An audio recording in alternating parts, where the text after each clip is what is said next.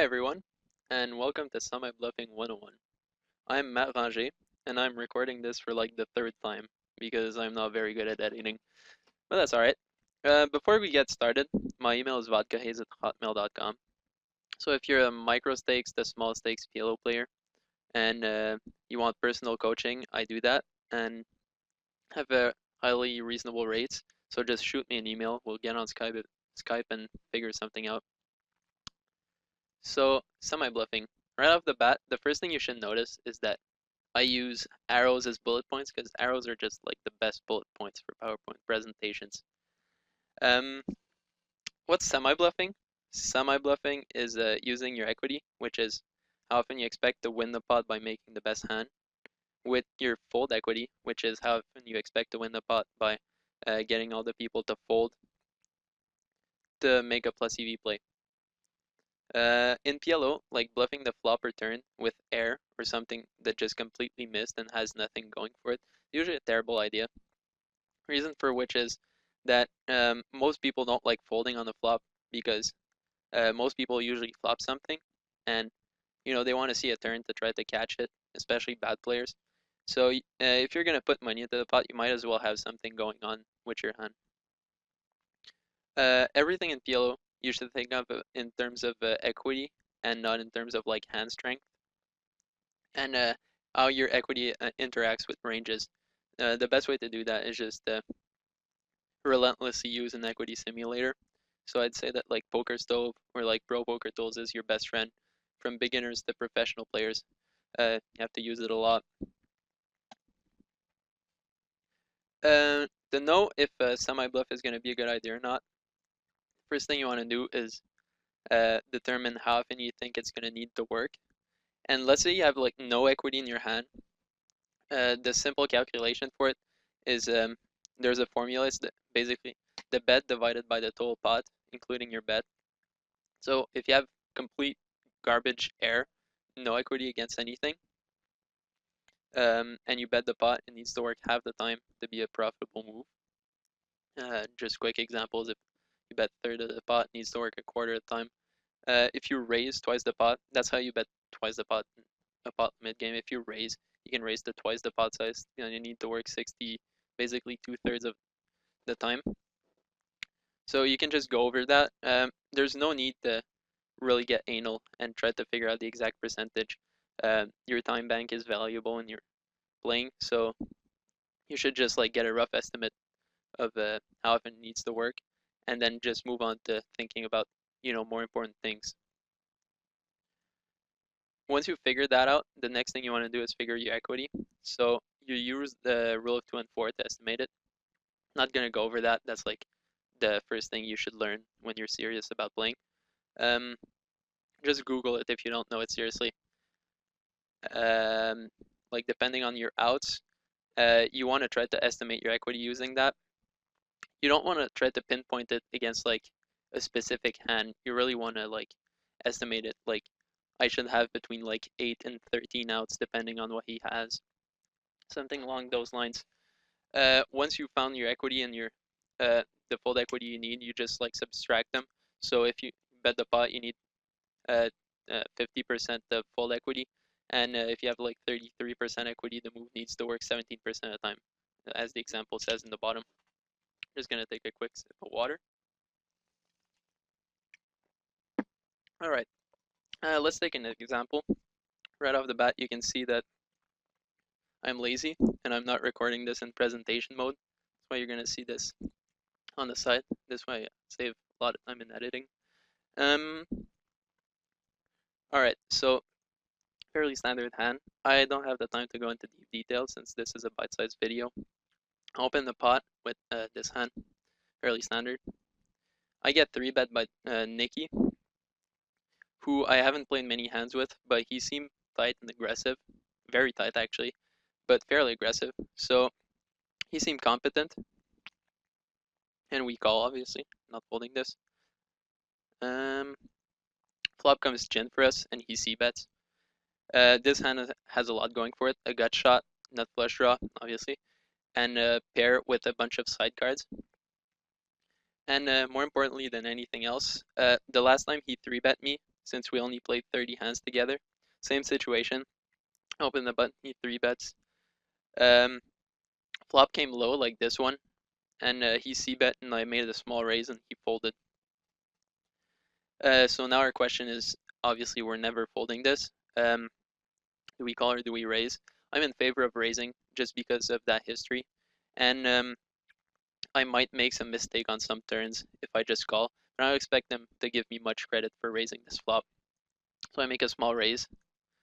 I think shoving here would be fair, but I think raising small, just because of the small raise I did before, might just induce him to stack with hands he shouldn't. Like a barrel over pair or something like that, just because he decides not to give me credit.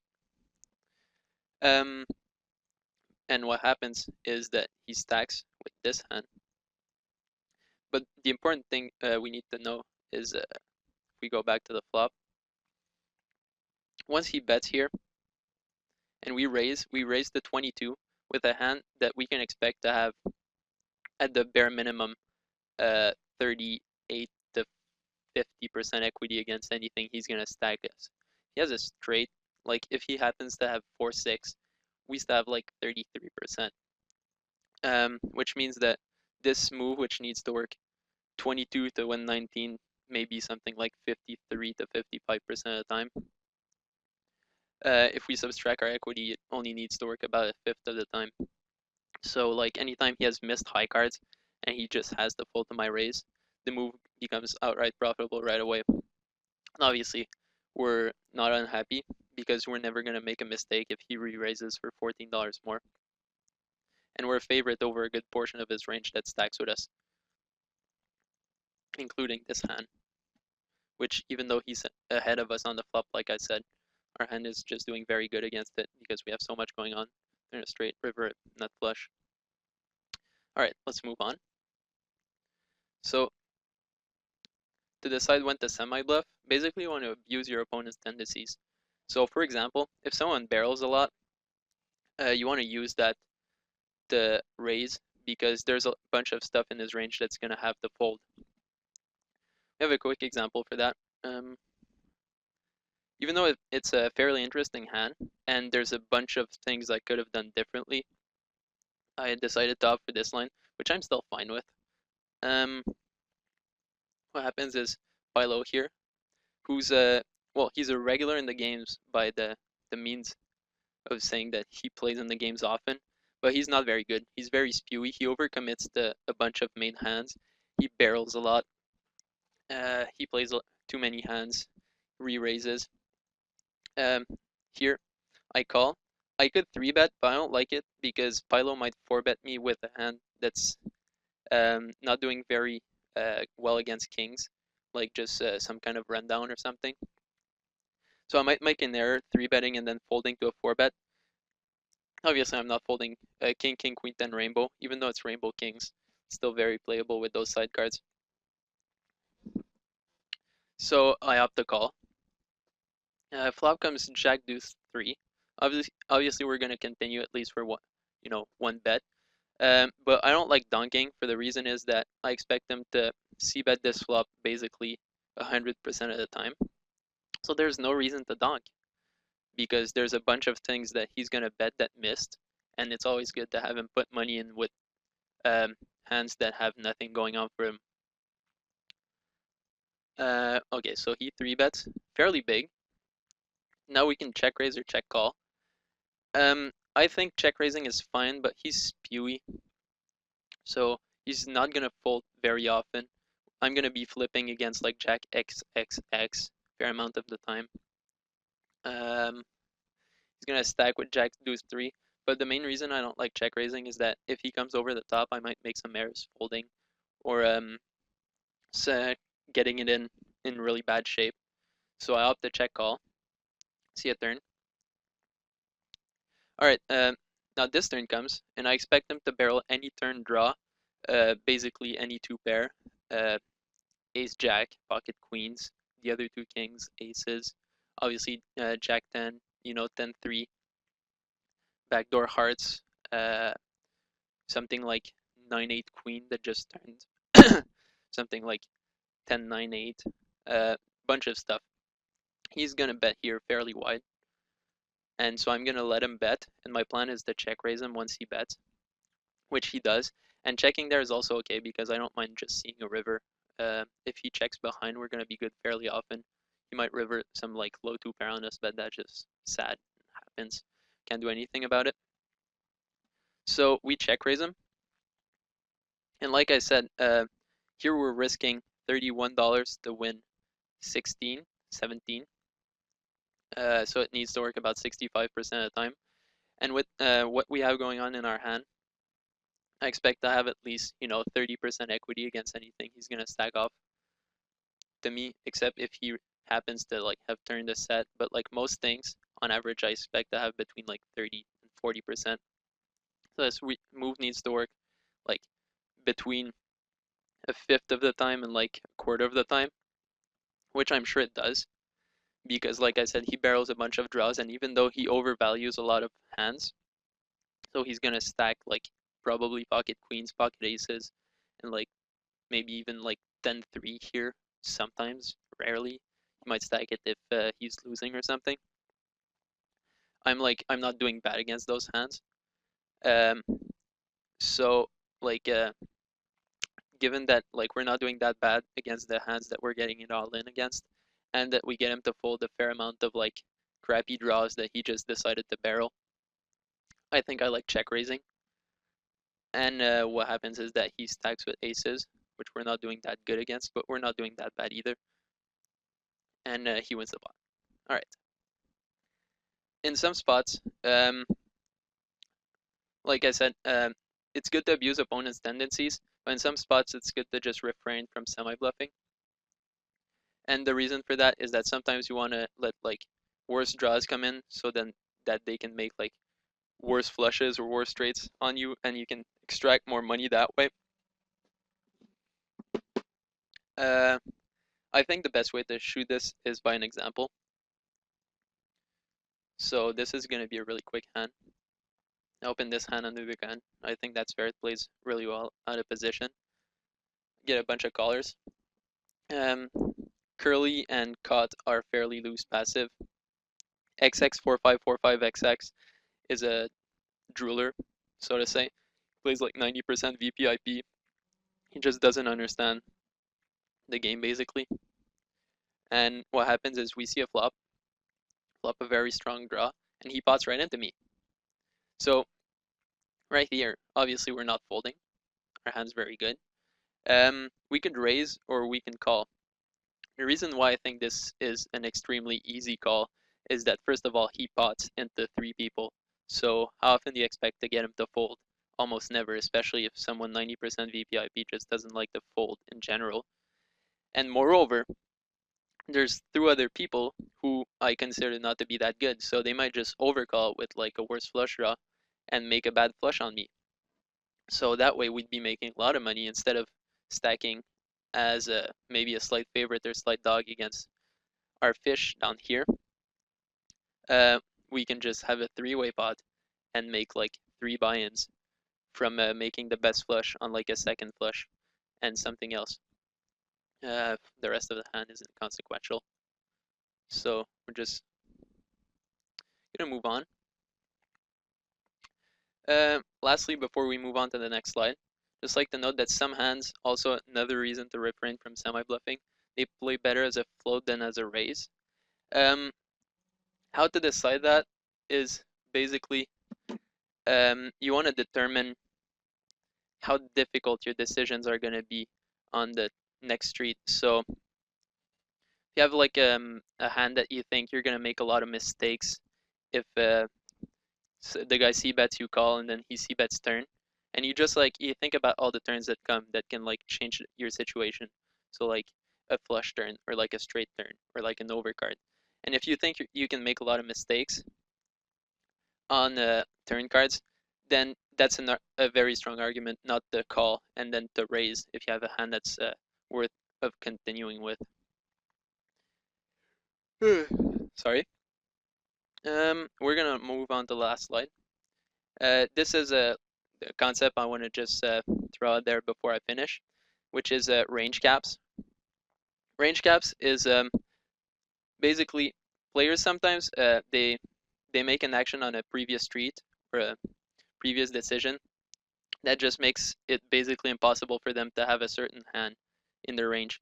So usually that's either like a straight or a set that they play a certain way, and given your reads on them, that just makes it either highly unlikely or straight out impossible for them to have a certain hand.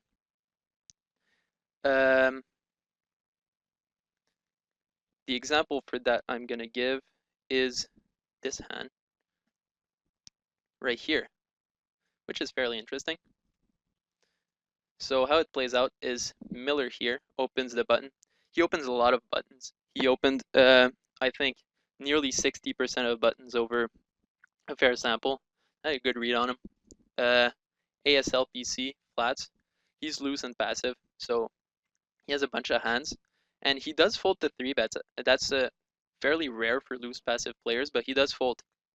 So here a decision, obviously, we're either calling or raising. I'd rather 3-bet because Miller still has a wide range, and ALS still has a very wide range. Our hand is, plays very well as a flat, but if we re-raise here, we're gonna have okay, position once the flop comes, and we might just win the pot right now. So I think 3-betting is a good play. I don't mind it at all, but I do get calls. That's fine. All right, so the flop comes 9 deuce 3 rainbow, and I get check 2, which I expect to happen very often. Here we flop 2 backdoor flush draws and a gut shot straight draw and 2 overcards. This is definitely worthy of a c-bet because this flop misses a bunch of people. I expect Miller to call with like draws. He's fairly passive post-flop even though he's aggressive pre-flop. So I don't expect him to raise me all in with like an open-ender straight draw. And he might just call like some 9x hand or like some pocket 10s, pocket jacks, pocket queens. Even pocket kings, he's probably not going to want to raise all in, knowing him. I'm saying that because obviously he calls, and I get a fold. So this isn't that bad a result. I mean, we're not happy. But the fact that he just calls doesn't shut us down. We still have a pot-sized bet left for the turn. Or basically one. And this is a turn that's interesting because if he had 9-3 or 9 deuce or deuce 3, he would have just raised all in on the flop. And he doesn't, like, no one plays deuces or 3s or 9s. And even then, if he has a set, I mean, he can have a set. I'm not saying he can't have one. Obviously, he can. But he's going to raise it maybe half the time and flat it half the time. I don't know how much he slow plays those. But that's just being pessimistic. His flatting range consists mostly of weak hands and weak draws. And this card basically kills most of the draws. Like a straight draw now is no good. So I fold any straight draw he had. 9x becomes basically useless because if I have aces or kings and I bet here, he's forced to go all in with a hand that has 0% equity basically. He's dead to catching a 9 on the river. And if he calls me with kings, I still have a gut shot and a nut flush draw, which gives me something like 28%. I don't know right off the top of my head. So given those reads, I think it's pretty clear that we should just go all in right now because there's a bunch of hands we're going to fold. And even if he calls us, we're not doing that bad. This move, since we're betting like 3/4 of the pot, that's like 3 out of 7. And with our equity, it's not going to need to work that often. And I expect it to work pretty often. So that's a very good card to barrel on. And I think that's one of the good reasons to c-bet because there would have been a bunch of cards to barrel on, in addition to the fact that I'm going to get folds on the flop right away pretty often too. And he folds, and we win. Alright. Someone capping his range, lastly, is usually a good setup for a multi-street bluff. But you need to remember that if you're raising all in, you want to have a plan for all the types of card that can change the nuts on the river or the turn.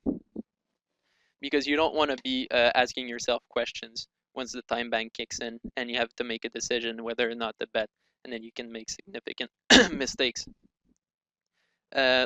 Obviously, the best way to show this is again through an example. Sorry about that. That's what happens when you try to get out of editing videos. Alright, this hand starts out with me making a fairly loose call pre-flop. The reason I'm making this call is that because Jack, we'll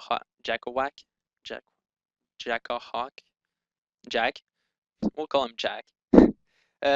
Jack is not very positional, so he's going to open the cutoff as much as he opens the button. And his button opening range isn't that wide, but it's still like wide enough. I'm ahead of it with ace queen 10 suited to the ace. Ace queen 10 suited to the ace doesn't play that bad out of position, but I mean 3-betting it would be you can think about it. Rather play it as a flat this time because he doesn't fold much to 3-bets. And more importantly, Cyper Prill is fairly nitty. He doesn't play that many hands, so I don't expect him to squeeze me when I'm flatting here very often at all. And I expect to be heads up just by flatting very often, so I don't really need the 3-bet because my hand isn't that much of ahead of Jack's range, so that 3-betting is that important that I need to fight back at his opening range. I think flatting's fair, so to say. Alright, we flop open-ender straight draw on a board where a straight is already possible.